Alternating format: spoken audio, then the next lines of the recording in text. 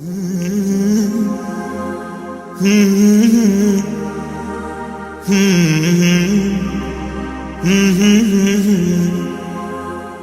اللہ الرحمن الرحیم۔ مسئلہ نمبر 1۔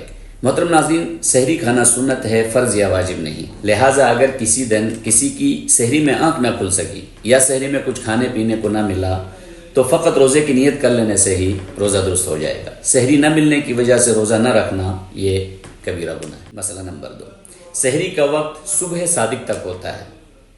جیسے ہی سحری کا وقت ختم ہو جاتا ہے اور صبح صادق کا وقت داخل ہوتا ہے تب اذانیں شروع ہوتی ہیں۔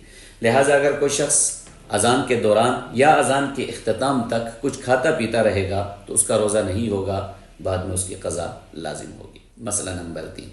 اگر گرمیوں کے کسی رمضان کا کوئی روزہ چھوٹا ہو اور سردیوں میں اس کی قضا کرنی ہو، حالانکہ سردیوں میں دن چھوٹا ہوتا ہے، گرمیوں میں دن لمبے ہوتے ہیں، تو سردیوں میں اس روزے کی قضا کرنا درست بھی ہوگا اور اس روزے کے ثواب میں بھی کوئی کمی نہیں آئے گی۔ مسئلہ نمبر 4۔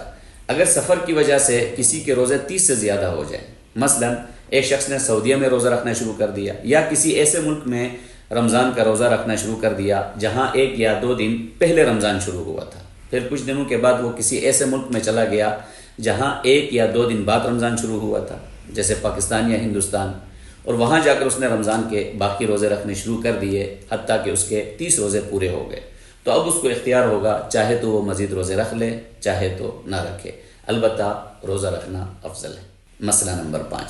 اگر سفر کی وجہ سے کسی کے روزے 30 سے کم ہو جائیں، 28 یا 29 ہو جائیں، مثلا ایک شخص نے کسی ایسے ملک میں رمضان کے روزے رکھنے شروع کیے جہاں 1 یا 2 دن بعد رمضان شروع ہوا تھا، جیسے پاکستان یا ہندوستان، پھر کچھ دنوں کے بعد وہ عمرہ کرنے مکہ چلا گیا یا اپنے کسی کام سے کسی ایسے ملک میں چلا گیا جہاں 1 یا 2 دن پہلے رمضان شروع ہوا تھا، وہاں جا کر اس نے رمضان کے باقی روزے رکھنے شروع کر دیے حتیٰ کہ عید آ گئی، حالانکہ اس کے ابھی 28 یا 29 روزے ہوئے ہیں، تو اب اس شخص کو عید والے دن روزہ رکھنا جائز نہیں ہوگا، بلکہ وہ عید کے بعد قضا رکھ کر اپنے 30 روزے پورے کرے گا۔